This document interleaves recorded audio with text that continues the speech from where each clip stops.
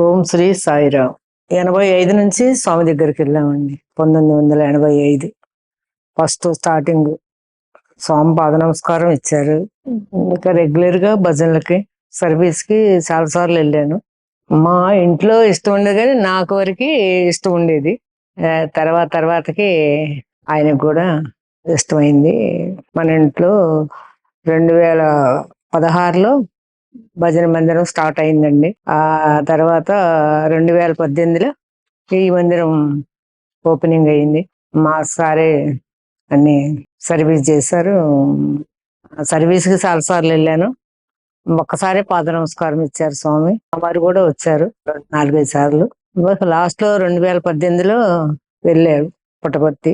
ఆయన కూడా అప్పుడే వచ్చారు. ఇంకా ఆ తర్వాత రాలేదు, ఆరోగ్యం బాగోలేదు. మందిరం సర్వీస్ అంతా అమౌంట్ అంతా ఆయనే చూసుకున్నారు. అదొక్కటే ఆయనకు అదృష్టం. మందిరం ఓపెన్ తర్వాత మార్చిలో ఓపెనింగ్ అయింది 2024లో.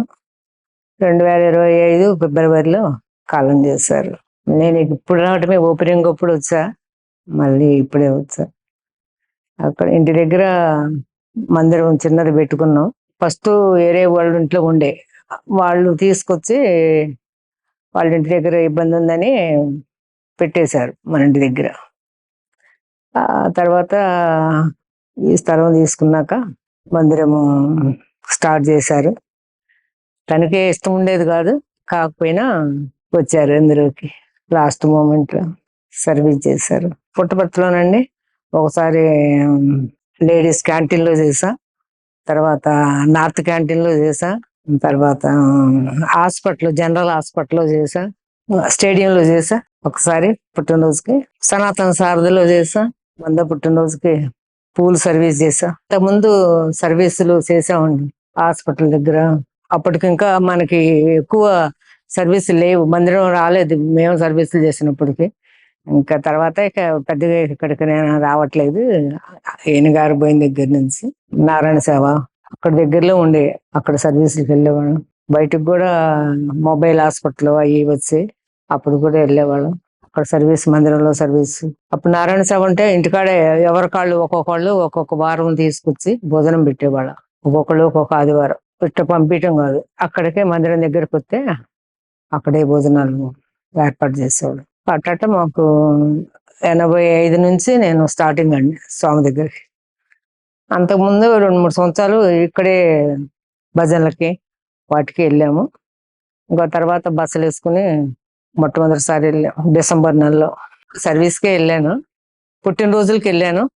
85 బర్త్డేకి వెళ్ళాము, 75 బర్త్డేకి వెళ్ళా. గుర్తురాటం చాలా బర్త్డేలకు వెళ్ళాను. 70వ బర్త్డేకి వెళ్ళినప్పటికీ స్వామిది కింద ఫ్లోరింగ్ కూడా లేదండి, మామూలుగా సిమెంట్ తో ఉంది. ఫస్ట్ లో వెళ్ళినప్పుడైతే అది రౌండ్ గా ఉండేది మన వినాయకుడిది, పైన టాప్ కూడా లేదు. ఆ తర్వాతనే ఇక అవన్నీ అటు నుంచి ఇటే పక్క మందిరాలు లేవండి.